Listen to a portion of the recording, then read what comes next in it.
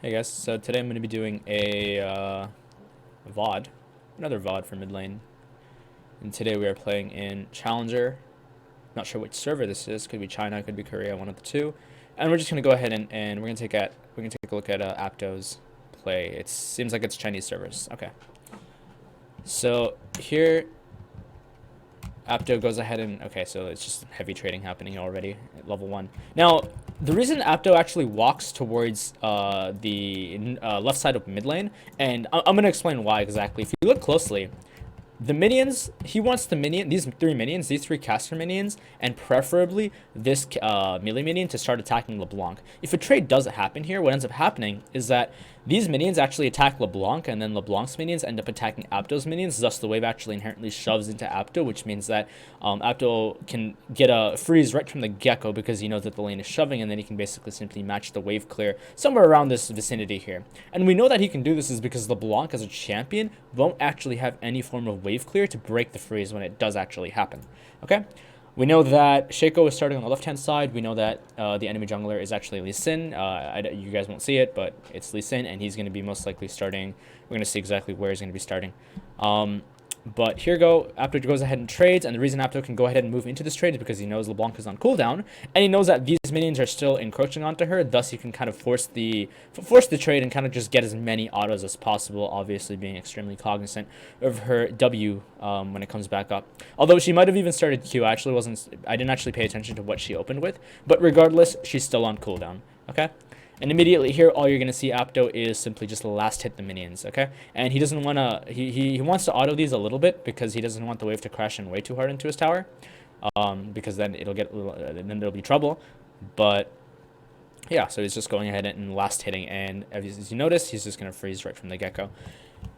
Also, additionally, what else is happening is Lee Sin started on the right-hand side. We know he started on the right-hand side. It's because the enemy bot lane actually came late to lane, and Nautilus actually decided to fake a leash, which doesn't really matter if he decided to fake a leash because he wants the wave kind of to shove him anyway, but that's not a problem. That's not the point. We're not talking about top lane. We're talking about mid lane right now. So we know that Lee Sin is on the right-hand side, and we know that Apto is basically going to kind of hover around the right-hand side pocket because we know that by the time that Lee Sin and Shaco are going to be in separate areas, and he wants to obviously be next to his jungler, which would be towards the blue side, okay? And as you can see, he's just going ahead and autoing them. Last hitting minions. And this is not so bad for LeBlanc. Now, if this was a Ari or an Asol or a Talia or any champion that has relatively decent wave clear, what ends up happening is Apto can't actually immediately freeze the lane because the enemy will actually be able to reset and then have the wave kind of come into them. So if this was a champion that didn't do as much damage, but you know they did do like a level of they did have like a level of wave clear, then what would end up happening is Apto would simply just start shoving in from level 1. It wouldn't have taken most likely the awkward trade that he took, I mean he won the trade essentially, but he wouldn't have taken that trade, and he would just immediately shoved, and then he would just kind of have the wave come back into him relative to where Lee Sin is and when he can yank, right? So we can talk about this a little bit deeper, and I know I talk a lot about this whole bounce back theory, but if the jungler is an extremely high pressure jungler, then having the bounce back on the immediate third wave is a lot superior than having the bounce back on the fourth wave or the fifth wave or the sixth wave. Right? The reason for this is because you want to be playing the lane on this area of the of mid lane as quick as possible because you know that the pressure Lee Sin, champions like Lee Sin, Shaco, Elise, these champions can provide immediate pressure. Okay. Once again, if you're versus champions that aren't necessarily that aren't gonna immediately destroy you or need to farm like Sejuani, Nocturne, or champions that don't actually have a level of you know, they can't just make their own ganks happen, and they actually need some kind of high ground to do so. Like an example of this would be, it would also actually be Nidalee in a way, because Nidalee actually doesn't have the immediate gap close. Graves is another really good example. Nocturne is an example that I mentioned earlier. And with these champions, you can basically bounce back the wave a lot later, so it kind of gives you a lot of room to play around. And once again, this is theory. This is something that's only done at the highest of levels. And I mean, if you're playing in platinum, gold, diamond, or even like low mid masters, this is something that it will matter to a degree, but not to the point where it's going to lose you a lane. Okay. And here immediately when this happens, we can assume that LeBlanc has actually went ahead and placed a ward because she thinks that Shaco is going to be on the left-hand side. So once again, she's going to be playing on the left-hand side pocket, whereas we're going to be playing on the right-hand side pocket. Okay. It's a little trade that happens. And if you're a LeBlanc here, like, immediately you should just know that we're in trouble, right? Now, the reason we're in trouble is because we need to go ahead and try to reset this wave as quick as possible so that this incoming wave actually reinforces and then kind of comes back into us, right? Like, Apto kind of doesn't want this lane to, you know, do that. So he's just going to basically match a wave clear. So when LeBlanc does attempt to break the freeze, because the last thing she wants is this minion wave to actually meet up with this circle here, it's going to put her in an extremely harsh situation where now she's going to end up having to, you know, invest a lot more resources in order to actually stay in the lane, especially with the fact that she can't actually match the wave clear. Now, this puts it Apto in a very advantageous spot, because if LeBlanc does try to actually you know, attack the minion wave, then what's up happening is she's on cooldown, which gives Apto ample time to trade onto her, and then because of the rather large minion wave that she has incoming, Apto can simply just kind of farm it here and then keep matching the wave clear. So it puts him in a really good spot. Okay, so a lot of really good subtle things are happening here. So immediately LeBlanc should just be like, all right, I need to shove this wave in the second Apto makes a misplay. So when he does this, okay, I guess we're going there. All right, we'll talk about that more later, but it seems like something is happening. Okay, so, oh, okay. And he just picks up a kill. Okay, great. And once again, if you look at mid lane, the wave is in a very advantageous spot for Apto, and now he can just simply kind of farm it out, and nothing goes to waste. This movement by LeBlanc is extremely aggressive, but Apto basically walks back, and if you look closely, LeBlanc's actually in an okay spot now because she knows that the wave is going to come into the tower and that this wave is actually going to kind of go back into LeBlanc, because we know the incoming wave, which would be, I believe, the 5th or the 6th wave, will basically push into LeBlanc, giving her a relatively good time to base, right? And once again, she wouldn't want to base here because there's no items to base with. And additionally, she would lose complete tempo of the lane. Now, if you look closely, Apto goes ahead and bases as well. And this is actually very subtle, because Apto realizes that this next incoming wave will reinforce this wave quicker, thus pushing into LeBlanc. So what he ends up doing is he actually denies this wave from dying. If you look closely, look what he does here. He first of all recalls, and he has a teleport advantage. He actually recalls on the blue minion, and the reason he recalls on his minion instead of the tower is because then this minion doesn't actually do damage. Meaning that if LeBlanc autos this a few more times, he can once again maintain a relatively good freeze around this area of the lane, and once again stay extremely safe from Lee Sin, because he knows that by the time that happens, maybe depending on Shaco's clear, he can kind of just simultaneously protect Shaco's raptors and stay relatively close to his tower, so LeBlanc will never actually get on top of him. Okay, and here he's kind of walking up. So if you look at this movement here, look what he does here. So this is him.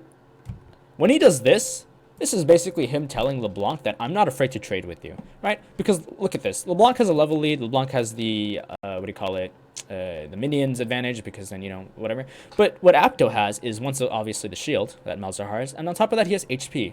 Right? Now, let's say that both champions trade like 30% of HP, and because it's LeBlanc, Apto will actually trade a little more. Let's say that Apto takes like 40% more damage, or 10% more damage, but he takes his HP is minus 40%. Well, initially, that doesn't matter because LeBlanc is already chunked. If this happens, then LeBlanc actually becomes in this very awkward state in the lane where she can't actually stay in the lane because she's way too chunked, and that gives Shaco way too much time to go ahead and kill her. This basically forces her to recall, and then now Apto has once again tempo of the lane. Okay?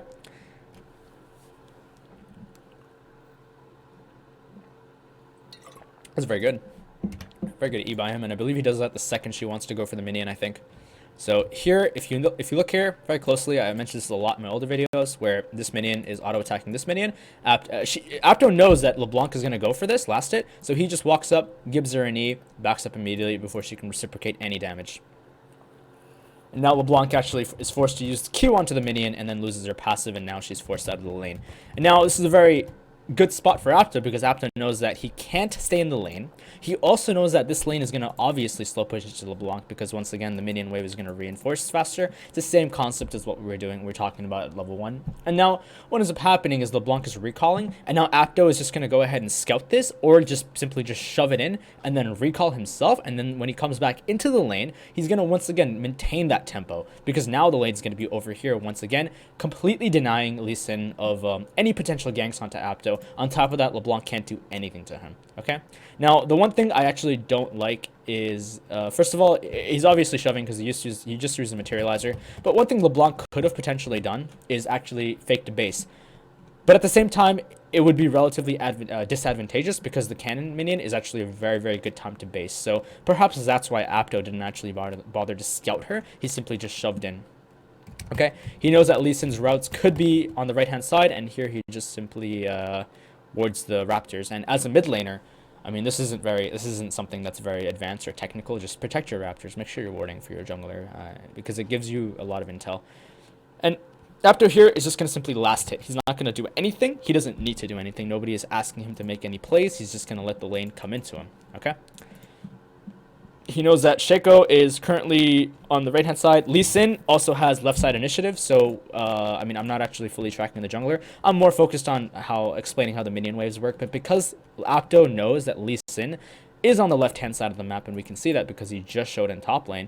So what Apto is going to do is he's acknowledged that Lee Sin sees Shaco bot lane, thus Lee Sin's next immediate path could be like this, meaning that if the lane is kind of built up, which will be built up in a few seconds because then the lane is pushing into him, then what ends up happening is Lee Sin can simply do like a ward hop, and then they can dive Apto at like level 4 or something. He's going to be level 4, LeBlanc might be level 5 or something, and that's not going to be very good, right? So then what ends up happening is Apto basically protects the Raptors by warding here. I know he's going to ward here because there's no other reason he would ever walk here, and then basically that puts his jungler basically at ease because he knows where Lee Sin's next routes are, and he puts himself at ease because now he knows that if Lee Sin actually comes in for the wraparound, he's not going to get immediately destroyed.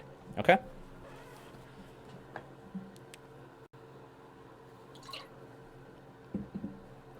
Lots of things happening here. And here, Apto realizes that he cannot freeze this because there's too many minions. And he's just going to kind of... and once again, trading here would be really bad. Like, if LeBlanc trades with you here, and then you trade back, what ends up happening is if he E's and the E ends up bouncing to one of these minions become very awkward HP from when the tower actually comes onto them, and thus it basically screws over Apto because now he can't really last it properly. Okay? I mean, once again, we can substitute these concepts with really any other champion, right? But Apto goes ahead and kind of just farms the minions here. And he sees Lee Sin on the left-hand side, and then this, once again, the ward was really important because it gave Shaco intel to countermatch his what do you call it, his Raptors. And then if Lee Sin ever tries to do something like this, which would be extremely, I'm going to say maybe not that risky because it is possible. Apto isn't 6, he is low on mana. And then what that actually ends up happening is now Shaco can basically respond with the counterattack. So Apto is in no fear of, you know, Lee Sin coming in behind him at all. And here he kind of just hovers and sees him. Okay, and now it's just, once again, last hitting. The reason Apto is last hitting is because he wants to spend this time here. He wants to spend his time in this area of the lane as long as he possibly can, right? And now he's just going to try to get level 6, and then he just wants to all-in LeBlanc with Shaco coming in, and then flash ultimate, and then it's over. And then Lee Sin might actually respond to that, but then, you know, we're going to have to see what happens. I don't know why he E'd that. Or, okay. Now it just seems like he's shoving the lane into him. It's because he's out of mana. Now, if we look closely here, when LeBlanc... Let's talk about LeBlanc's trade for a second, actually. The only reason LeBlanc would ever want to trade here is to actually attack Apto's mana pool. Now, if Apto ends up having like 10% mana and he can't actually do anything, and he knows Lee Sin is on the left-hand side and he's easily looking for a gank because he's probably over here, and then he can just go do something like that. So what ends up happening is Apto can't actually now reset the wave, and it puts him in extreme danger. Right? So that's why LeBlanc is basically trading here to attack his mana pool. In that case, what ends up happening is, you know, we can actually get a kill on him, you know, if the jungler comes in. But it seems like LeBlanc actually, I believe she miscalculated the amount of mana what do you call it, Malzahar needs, and then he actually ends up getting the push anyway. So this is really good for Apto, and I'm gonna assume this is calculated. So it's gonna go ahead and once again just recall. As you can see, this is in no proximity. Though if you look at the waves, the red wave is right here. It's in no proximity to get frozen on. It's not possible. So what's going to end up happening is once again, Apto recalls at a very advantageous spot, knows that LeBlanc doesn't have the wave clear, and by the time he comes back into lane, it's going to be at a really nice angle for him just to farm, and once again, protecting him from the Lee Sin gank for the third time, right? Alternatively, he might actually go ahead and just start hard pushing because now he knows he has the wave clear advantage, and then he has ultimate to respond if LeBlanc tries to all in him. Right? This happens. You should always be looking at your lanes, you know, while you're walking to base. Gives you a lot of intel. And then this is really good. Once again, like if Lee Sin blew a flash here, and then Lee Sin comes mid, you can actually take into account that, you know, he doesn't have flash. And here, once again, Apto is just looking to assert his dominance because he's level 6 now. He successfully shut down LeBlanc, and it's a cannon wave. And LeBlanc actually wanted to recall on the cannon wave, and the reason for this is because by the time that she comes back, the tower can't actually kill this minion quick enough, thus LeBlanc doesn't miss any XP. But because Apto actually saved his materializer, and with the constant pressure he's putting onto LeBlanc, he's not letting him have a proper recall. This basically gives Apto a tempo advantage. In the lane, it gives him an item advantage. It lets him basically roam onto the side lanes while simultaneously protecting his side lanes from LeBlanc's roams because LeBlanc can't just ignore the minions. Okay?